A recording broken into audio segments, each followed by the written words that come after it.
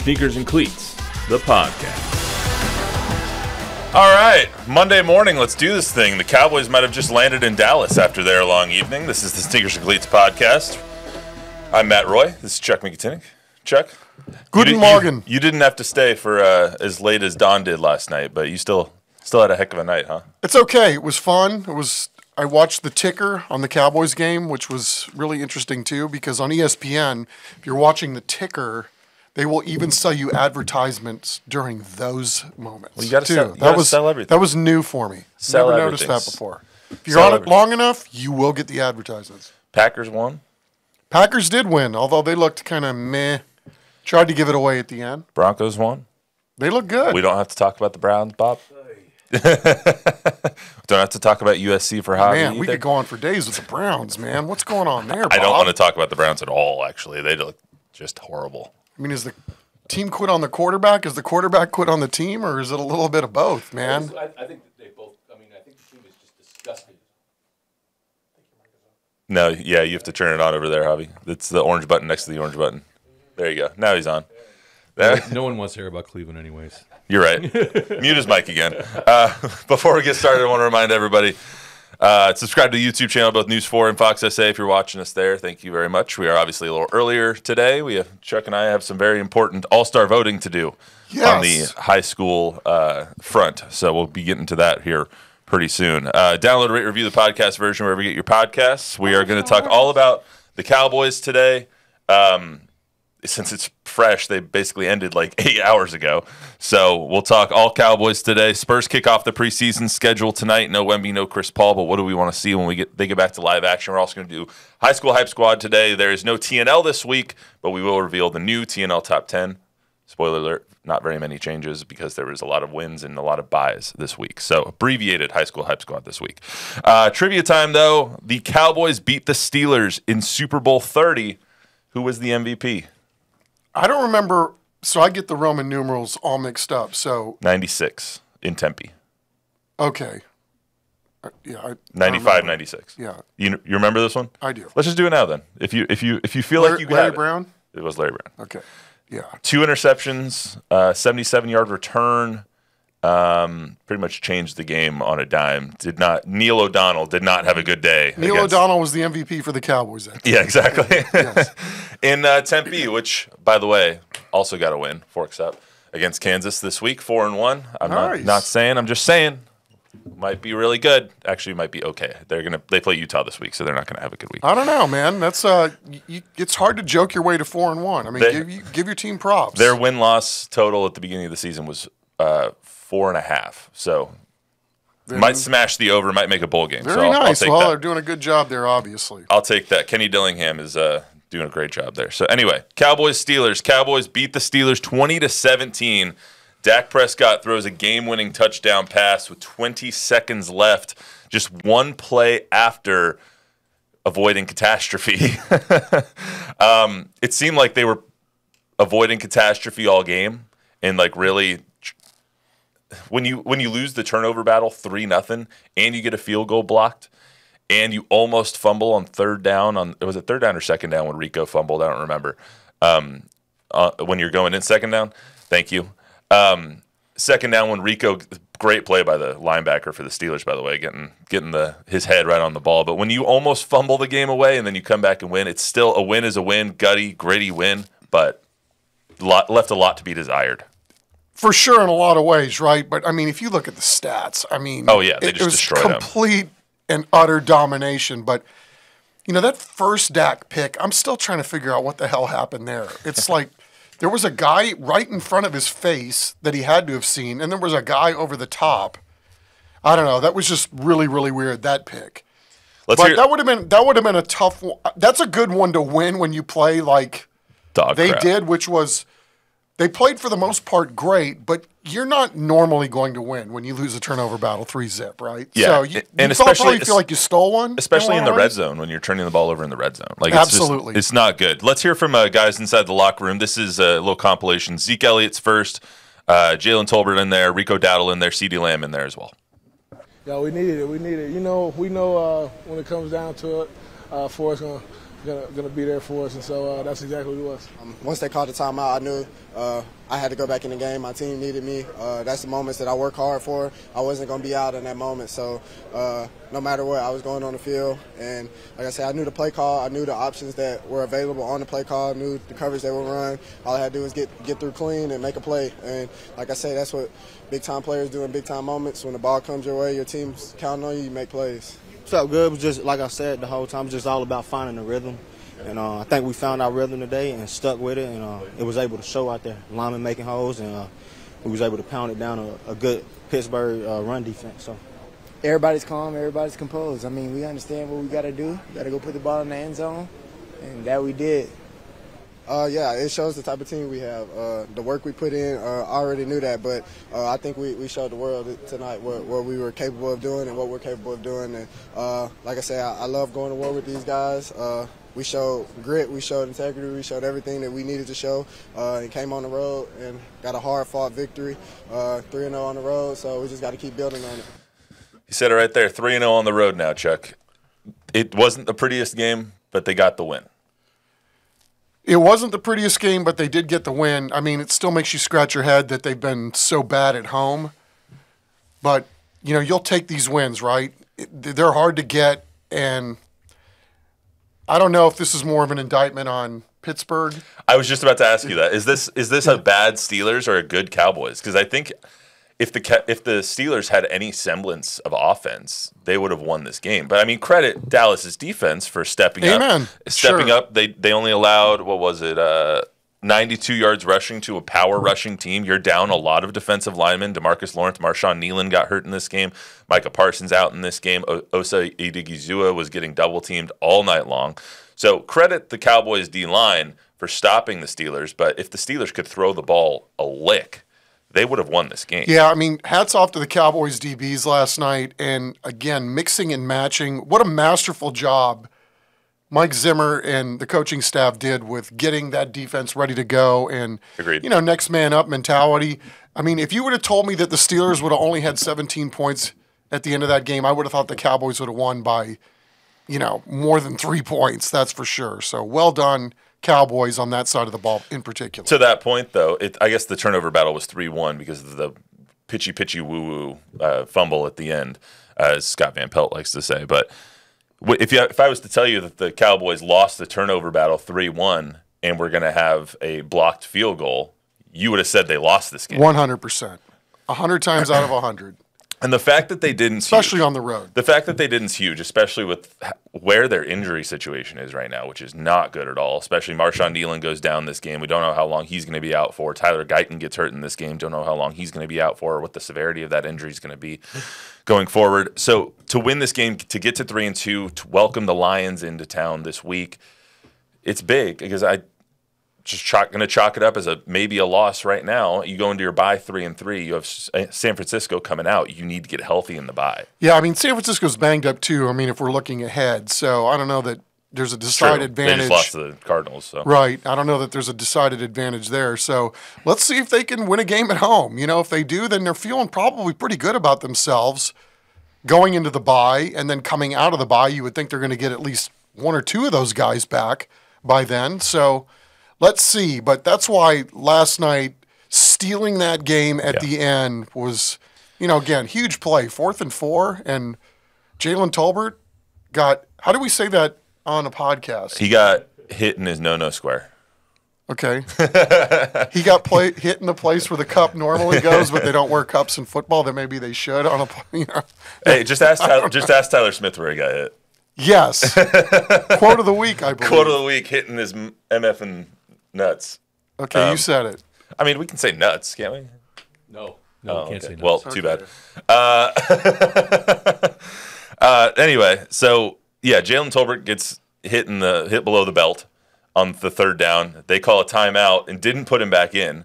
Then the Steelers called a timeout, put him back in, and the rest is history. But I tweeted this last night, and we'll hear from Dak and Matt right now.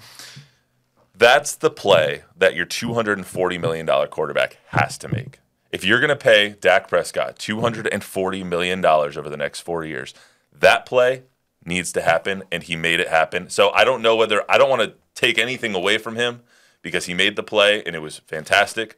But if you're getting paid that amount of money, you need to make that play, and he made it. He made it happen. Well said. I mean, you're absolutely right, especially in a game like this where there were so many Cowboys that were out. The guys that make the money are the guys that should be making the plays. And at least at the end of the ball game, Dak, for the most part, if you take away the 3 turnovers, was really, really good in that ball game. Well, I mean, you look at the stats, and 352 yards passing, 2 touchdowns, and 2 picks. They outgained the Steelers by 219 yards. Their offense was clicking. They were in the red zone all night. But where's the stat right here? When you're 1 for 4 in the red zone and you turn it over twice and you get a field goal blocked, you're not going to win a lot of games. Right, and they were really good on third down, right? What was that last night? I got it right there. Third down, they were 9 for 15. That's pretty damn good. I mean, that's how you win a game where you turn the ball over as much as they did. Yeah, let's hear from Dak and Mac real quick before we talk more. It's interesting. We put a lot of time into the last play of the game. Frankly, the history of playing this team, it always comes down to the last play of the game. So I just thought our guys just held their composure, just kept playing. It was a different surface, just because of the weather and the moisture. We knew the ball was going to be alive, and it was, certainly for us at times. But yeah, I just think the resiliency of our football team was on display tonight. Just look at the whole game. When we weren't scoring or we weren't doing what we needed to do, it was on us. It was on me. Whether it be fumbling on the sack early in the game in field goal range in the red zone, whether it be throwing the interception right before half, and then again when we're up 3, getting the penalty backing us up, and then that interception. Other than those, we were able to move the ball and do what we wanted. Yeah, there was never a doubt in my mind. I don't think there was a doubt in anybody in that huddle. No, there wasn't, and on the sideline. And we were just able to, even as I said, getting down there, not converting, whether it be the run I had, Rico trying to go over the top, or the throw right there on the third down. Coach always says if we have time or downs, we give ourselves a chance, and we're able to capitalize on it. Yeah, they had time and they had downs, and they capitalized on it for sure. Per the Elias Sports Bureau, Dak Prescott's touchdown to Jalen Tolbert with 20 seconds left is the 4th latest go-ahead score in team history. So the other 3, Romo to Witten in 2015 with 7 seconds left, 1967 Reeves to Meredith with 10 seconds left, and 2007 Romo to Witten again with 18 seconds left. So I really liked how they played it at the end. Like I said, I was telling you earlier, I was watching on the ticker, and they had well over a minute left to go, all their timeouts. I just thought, this is really good. They're milking the clock, and then I see they're running out of downs at the end. I'm like, okay, well, you need to score at some point. So I just thought overall, how they manage end of game like that couldn't have been – I mean, obviously they could have cleaned some things up on that, but they got the job done at the end. Considering the fact that they fumbled on first and second down on the goal line, I think they could have cleaned a few things up. 100%. Like Dak got really lucky. He ran it down to the 1. He thought he was in for a second, but he ends up fumbling, and that fumble was this close to going out of the back of the end zone, or out of the side of the end zone. Would have been a touchback, and it would have been game over. So got to clean that up.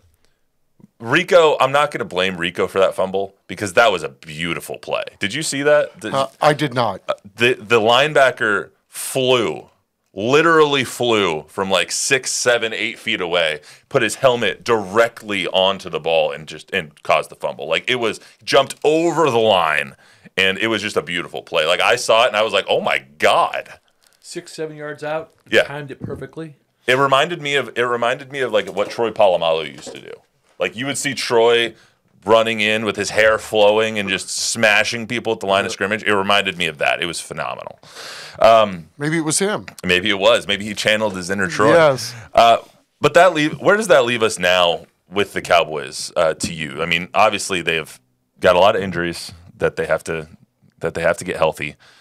They don't have a lot of depth. At some point, they're going to be snake bitten by these turnovers and these penalties and these injuries, right? I mean, yeah, you would think, right? You can't keep losing people at the rate that they are. I keep thinking when I watch them is they can't have enough time on the practice field. That's what it looks like to me, right? There's so many things where they just don't look like they're quite in sync yet.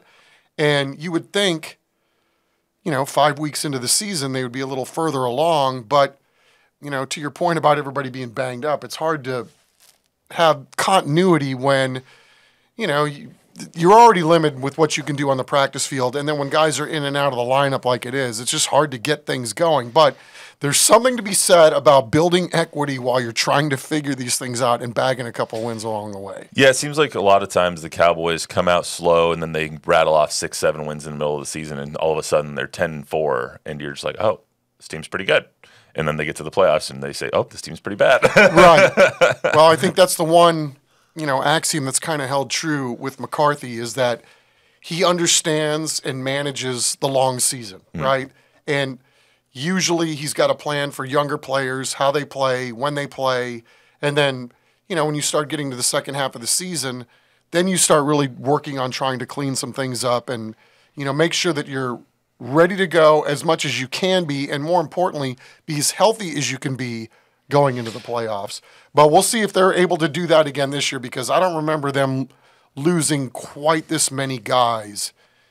Maybe on the offensive line, time hasn't been too fair to McCarthy in the Cowboys era, but this is a lot right now in terms of how many guys they've got banged up. Defense definitely looked better too. They still don't have a pass rush right now, and that's probably because half their pass rushers are injured. Their pass rush is non-existent, and if Justin Fields could throw the ball accurately to anybody that's on his own team, they probably would have been carved up. I want to see that defense against Jared Goff this week and see, okay, are you guys actually improving, or were you just playing the inept offense that the Steelers are? So this will be a different test against the Lions at home, where they're already 0-2. So I'm excited to see that. One other thing on the Cowboys before we get to some Spurs stuff. There was a interesting moment, for lack of a better term, between CD and Dak. Yeah. So CD, I'm not a lip reader. I'm not either. Did anybody catch the lips No, it on was that? obvious. He was saying it was my fault. That's what he was. He was? Okay. Yeah. So people were making it out to be like, you could parse it any sort of ways, I guess. Can you pop up the 2-shot, Javier? Just get Bob up on this combo. You could parse it any sort of way, I guess. People are saying that there's a problem between the two, but not just using this one as an isolated incident. It does seem like there's a little bit of a divide between Dak and between CD. Well, go ahead. No. Well, so many of the routes, it's important that you run the right route, right? I mean, that's the NFL as we play today, right? It's that the quarterback is trying to throw you open. It all depends on you being on the right route tree and making the right reads. And it was obvious to me in that occasion that he made that the receiver made the wrong read or ran the wrong route, because you don't throw that ball like that otherwise. Right. But I mean, the other side of it is too, like if it's not there, it's not there, right? And if he ran the wrong route, so yeah, you're right. If there's always a component when the ball is turned over, right? It's not always just on the quarterback. But, does this have anything to do, you guys think, with the fact that they didn't have a training camp together? And, it's not gonna help. CD's trying to get it all figured out, but he got his bag, though. There's a reason that Jalen Tolbert had 7 catches for 87 yards right. and the game-winning score last night, and it's because he was in training camp actually getting the reps with him. So I don't know if there's a huge divide going on, and when you have – I mean, they're stuck with each other. So you guys are going to have to get over it if there is a divide. Right. Let's get to some Spurs stuff here. Obviously, great win for the Cowboys. We'll see how they do on Sunday. We'll talk more about it on Thursday as well. So Spurs, they tip off, if we want to be sports specific here, tip off their preseason tonight, against the Oklahoma City Thunder. They are not playing all of their starters almost. Zach Collins obviously coming off the dislocated shoulder. Devin Vassell coming off the surgery on his foot. So those two guys obviously not playing tonight. Wemby held out. Chris Paul held out. Charles Bassey also coming back from an injury, so he's held out as well. So not taking this game as isolated incident, not taking this game just as a standalone. What do you want to see from them in the preseason as a whole, not just obviously tonight, because we're not going to see much tonight? How much continuity can you build this much into training camp with guys that they obviously want to look at. But, you know, I mean, they don't let anybody into these practices while the real stuff's going on. So I think for a lot of Spurs fans, this is going to be like Christmas morning. I mean, you're really going to get your first look to see what this group looks like. And, you know, depending on who's on the floor. But, you know, how do they play? How do they play together? For me, it's really... what is Oklahoma City going to do tonight? You know, just what does it look like? I mean, literally, we have no idea. For me, it's really important that they start strong and show some good performances in the preseason, because I think you have to start fast to get your fan base engaged this season. Obviously, everyone's excited about Chris Paul. Everyone's excited about Harrison Barnes. Everyone's excited about Wemby's development and how everything's going to mesh together. But if you start 3-20 again, you're quickly going to see people not care. And so the preseason, I think you have to give them a little taste of it. Maybe Wemby and Chris Paul aren't playing tonight. That's fine. I'm sure they'll play a game or 2 or 3 this preseason. Wemby talked last week about wanting to play more in the preseason, and then he's held out tonight, so it doesn't make right. too much sense. Maybe Pop didn't hear that comment. But you need to start building that equity with your fans in the preseason, and that's something that I think they need to show and that we need to see. I'm just, like I said, I'm curious to see what any of it looks like without having had the benefit of, you know, sitting in on a practice and see, you know, who's doing what are the rotations going to look like early on in the year, and obviously tonight won't be a good example of that since half the team is sitting out. So, you know, anything will be, I think, good from the standpoint is I haven't seen any of it. Right. So, I mean, one thing I think we know is that Wemby is going to be significantly improved than he was last year. That year 2 leap, we saw it in France when they were playing in the Olympics. Like he is a significantly better player than he was on April 14th or 11th or whatever the last day of the season was last year. I think from everybody else, we need to see how Devin Vassell is going to mesh with everybody. One thing I'm interested to see tonight is Stephon Castle. Yep. How is Stephon Castle going to play with the rest of his actual team and not the scrubs is a little bit loose of a term, but the people that he was playing with in the G League, in the Summer League. Obviously, he's going to get to play with Jeremy now, and he's going to get Harrison Barnes in there, and he's going to get the Malakis and all of those guys. So how are all those guys going to mesh? And is Stephon Castle, is this an experiment time? Is he going to play point guard, or is he going to play shooting guard? Where is Stephon Castle going to play most of his minutes? I'm curious about that as well. yeah, I want to see if, you know, he can shoot the ball. But again, you know, he's a young guy, and there's going to be a learning curve for a rookie, and especially on a team that, you know, there's a lot of young players. There's some veteran guys now too, but, you know, how does it all kind of fit together? And I think that's where the experimentation should go on this time of year. That's why it's the preseason and not the regular season. Exactly, but if they keep experimenting in the regular season, that's when I think everyone's going to have an issue with it, because the first 40 games or so were an experiment last year, and it didn't end up very well, and everybody lost interest really fast. Yeah, I just don't know how far along they are in deciding, you know, A, who's going to play, and then B, who's going to be the starter. You know, I mean, there's a lot of guys that I think are kind of in the same canoe. You know, I think there are a lot of guys that have earned minutes, but ultimately, what does the coaching staff think, and how are they going to divvy that all up? Different than the NFL preseason too. Like this one, obviously not as much of a strain on your body. So I think if you play all your starters 24, 30 minutes in a preseason game, it'll be much more universally accepted. Plus, you're giving the fans a taste. Give me a Chris Paul to Wemby lob.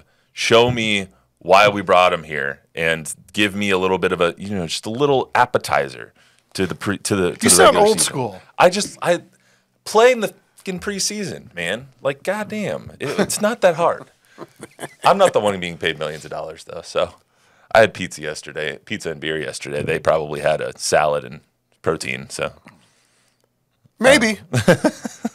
I'm with you. I mean, right? If we're going to keep score.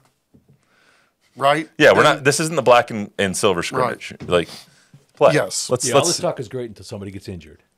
Of course. Someone always gets injured. Like, it's just that's the way it is. Sports. That's right.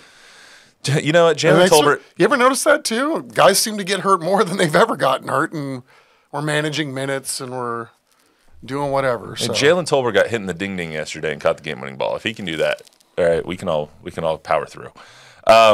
High school hype squad. True that. Let's get to high school football before we get out of here on this wonderful Monday morning. No TNL this week. We're on a bye, so we won't go over our TNL matchup of the week because there is not one. We will go over TNL top 10, though. Piper was on a bye. This is going to be pretty fast, too, because I think 5 of our top 10 was on a bye, so not a lot to talk about there. Piper was on a bye. They're still the 8th-ranked team, 5A D1. They are playing Seguin on Friday, October 11th. Excuse me.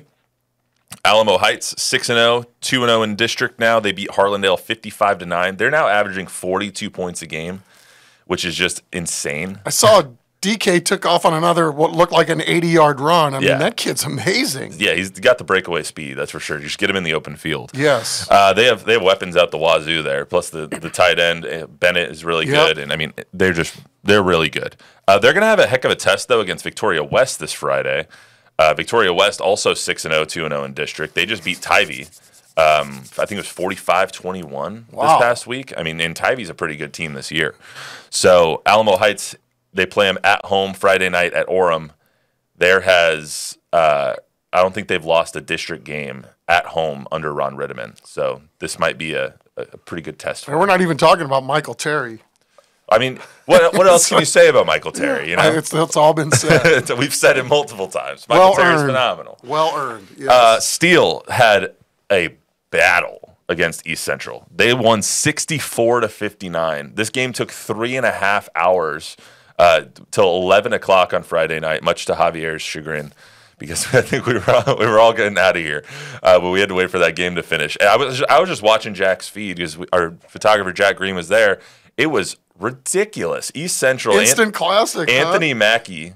I think it's Anthony Mackey or Isaiah Mackey. I mess up his first name all the time. The East Central quarterback is a wagon. And it was like 28-13. Steele scored 28 points in the first quarter. It was 40-21 or something like that at halftime. It was 50-33. And you just got a little bit of a sense like, okay, when's Steele going to put them away? They just never put them away. East Central kept scoring, made it 50-45. Then Jonathan Hatton goes in for a touchdown, 57-45. Then Anthony Mackey scores another touchdown, 57-53, and it was just back and forth. You never knew when the game was going to end, and we just kept looking at the clock, and it's like, there's 3 minutes left still. What can happen now? East Central was insanely impressive. So that sure sounds like it. I'm sad I missed that one. I mean, we got all the highlights. I'm going to go back and look. Check it out. Judson is now on deck for Steele, which is always a classic game. Just tell me a little bit. I mean, you've been covering this forever, so tell me a little bit about the rivalry between Steele and Judson. I just keep thinking of all the great players that went through both programs, right? And just we were spitballing yesterday, just guys that are in the league now that, Sincere McCormick got called up by the Raiders, after a couple of years on the practice squad. So I just think of the great players, the Caden Stearns of the world. I mean, go right down the list. Man, we could sit here for days. Malcolm Brown, but the Judsons and the Steeles. You think about how many guys I have to sit there and try to figure out how many guys made it to the NFL from those two schools. Well, Terrence Steele last night gave the shout out to Steele High School in his Sunday night promo, whenever they pop up the heads. So that was kind of cool. We were thinking that too. I think Terrence Steele is the single greatest NFL earner in San Antonio history. Is he? Well, he will be by the end of this contract. By the end of his contract, yeah. So I'm also out curious. Terrence Steele. I'm also curious as to how many people were watching that and they just thought that he made up a high school with his last name. He just Steele High School. What? Anyway, that's going to be a really good matchup. I mean, Mark Soto and Judson are a little bit down this year, obviously, but it's always a fun game between Steele and Judson. And all those kids know each other. All those kids know each other. Yeah, I mean, they grew up together. It's always a good rivalry. I'm sure we'll have a camera there this Friday, so it might even be our game of the week this Friday. But I don't want to speak for Zach Hedrick. Number 4 is Southwest. No change here. They beat Southside 28-zip. Their press box is phenomenal. They played the first game at home since they got their new press box. It's really great, according to Zach. Brennan beat O'Connor. They're 4-1 now, 3-0 in district. They beat O'Connor 45-zip. Brennan, no disrespect to the rest of the teams in that district, but Brennan does not have a hard game left on their schedule. Like they play they play Marshall, then they play Holmes, then they play Warren, then they play Taft, who we saw. Maybe Taft is going to be a little bit of a challenge. And then they play Stevens, I think, who might be a little bit of a challenge just because of the weird offense that they run. Stevens beat Warren, I think, 47-7 this past week. So they're good. We saw them with our own 2 eyes. Brennan's really good. Stevens can be good, and Taft is getting better, I would say. Yeah, Taft is one of those teams you know you've been in a fight, I mean, that game we had against Stevens is, talk about classic, right? Yeah. John Jay is 6th. No change here at all. They were on a bye last week, 5-0, 3-0 in district. They play Laredo Figueroa, who's 0-6, so I'm just going to assume that Jay wins this week, and they stay at number 6 going forward. New Braunfels was on a bye week. They are 4-1, 2-0 in district. They play Bernie Champion this Friday, 7 o'clock. Taft was on a bye. They play Warren this week, 7:30 on Friday, October 11th at Gus. East Central, we already talked about. They lost to Steele. And I got to give props to Carlos real quick. I give him a lot of crap about this list. But he did a great job this week not dropping East Central out. East Central deserves to be in the top 10. They are 4-2 now. They're 1-1 in district. But if you give Steele a run for their money, just like they did this past week, they deserve to be in the top 10. And I'm very happy that Carlos did not drop them out. Yeah, Carlos, he does an amazing job every week. I mean, given how much there is to manage, not only with the big boy top 10, but the sub team too. And shout out to some of those teams there that are kicking butt. Randolph 6-0. Somerset. Yeah. Holy Cross. Huge. Undefeated. Absolutely. And then Smithson Valley, number 10. Also, Carlos, don't say I never say anything nice about you now. Yeah, Carlos. Smithson Valley stays at number 10. They were on a bye this past week, 3-2, 0-1 in district. Off that, lost to Piper. They play Wagner, Ranger Stadium this Friday. So that was a blitz through that. It was. I think we got somewhere we have to be. Yeah, we got to go vote on our San Antonio Sports All-Stars. This is one of my favorite days all year. So we're gonna go choose who makes it to, what is it, January 7th this year in the Alamo Dome? Oh, 6th, don't pin 7th? me down on a date. That's so next year. All right. Be where your feet are, Matthew. Be where your feet are. I can't. I'm always thinking ahead. All right. I got a rundown to do on Thursday. Yes, you do. That's all we got for you today on Sneakers and Cleats podcast. Remember to download, rate, review, subscribe, give us a 5-star rating, tell a friend, tell an enemy. Go pick up a Bo Nix jersey. He's the GOAT. We'll see you on Thursday.